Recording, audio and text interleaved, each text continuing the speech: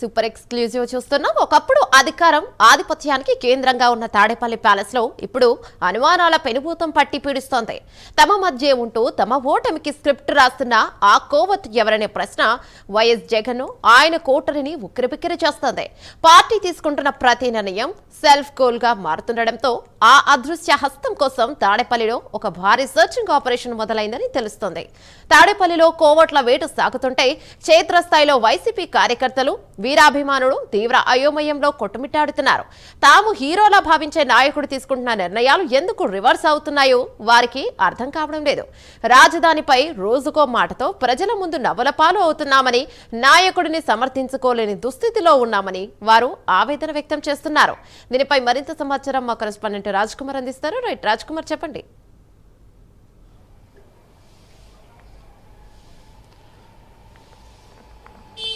ఏదైతే అటు వైఎస్ఆర్ కాంగ్రెస్ పార్టీకి సంబంధించి కీలకమైనటువంటి కొన్ని నిర్ణయాల పట్ల ఆ పార్టీకి సంబంధించినటువంటి కీలక నేతల్లో ఒక ఆందోళన వ్యక్తమవుతుంది. ప్రత్యేకించి ఏదైతే మాజీ సీఎం జగన్ ఇటీవల రాజధానిపై చేసినటువంటి కామెంట్స్ దీనికి ఒక ప్రత్యక్షమైనటువంటి నిదర్శనగా చూడవచ్చు.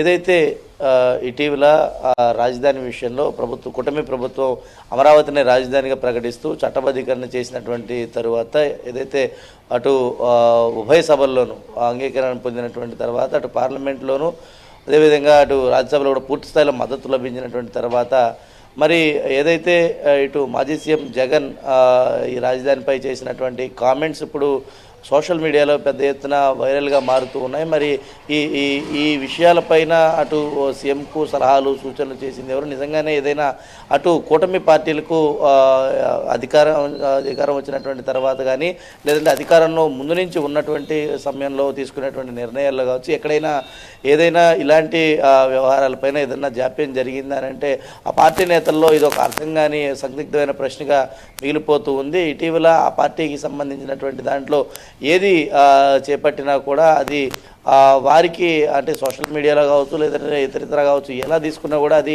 పూర్తి స్థాయిలో వారికే వ్యతిరేకత వ్యక్తమవుతూ కనపడుతుంది. కాబట్టి దీనిపైన పార్టీ రాబోయే ఎన్నికల మీద ఇదేమైనా ప్రభావం చూపుతుందా లేదంటే మళ్ళీ రాజధాని అంశంలో వైసీపీ యొక్క స్టాండ్ ఏంటనేది ఎవరికి కూడా ఒక క్లారిటీ లేనటువంటి ప్రశ్నగా అంటే 3 ప్రాంతాలను వారు ఏ ప్రాంతానికి మేము వ్యతిరేకం కాదన్నారు, కానీ రాజధాని విషయంలో ఏదైతే అమరావతి వ్యవహారంలో వారి స్టాండ్ ఏంటనేది ఇప్పుడు కూడా ఒక క్లారిటీగా తెలియలేదు. కాబట్టి మరి ఇక నుంచి అయినా సరే ఇలాంటి ఒక అర్థం కానటువంటి ప్రశ్నలకు లేదంటే అర్థం కానటువంటి ఇలాంటి కొన్ని పదాలు ఏదైతే ఉన్నాయో వాటిని అసలు జగన్మోహన్ రెడ్డి మాజీ సీఎంకు ఎవరు వీటిని తీసుకొస్తున్నారు, ఈ ప్రస్తావనలు ఎవరు తీసుకొస్తున్నారు, లేదంటే ఇలాంటి అంశాలపైన ఎవరు ఆయనకు చర్చిస్తూ వస్తున్నారు, ఇవి పార్టీ రేపు ఇద్దరు కేడర్లో ఎవరు ఎక్కడికి వెళ్ళినా కూడా వీటిపైన ప్రశ్నిస్తూ వస్తున్నారు. కాబట్టి ఇది పార్టీ కేడర్ అందరికీ కూడా ఒక తలనొప్పిగా మారింది. నిజంగానే పార్టీ నేతల్లో కూడా ఒక అనుమానం మొదలైంది. ఏంటంటే నిజంగానే ఇది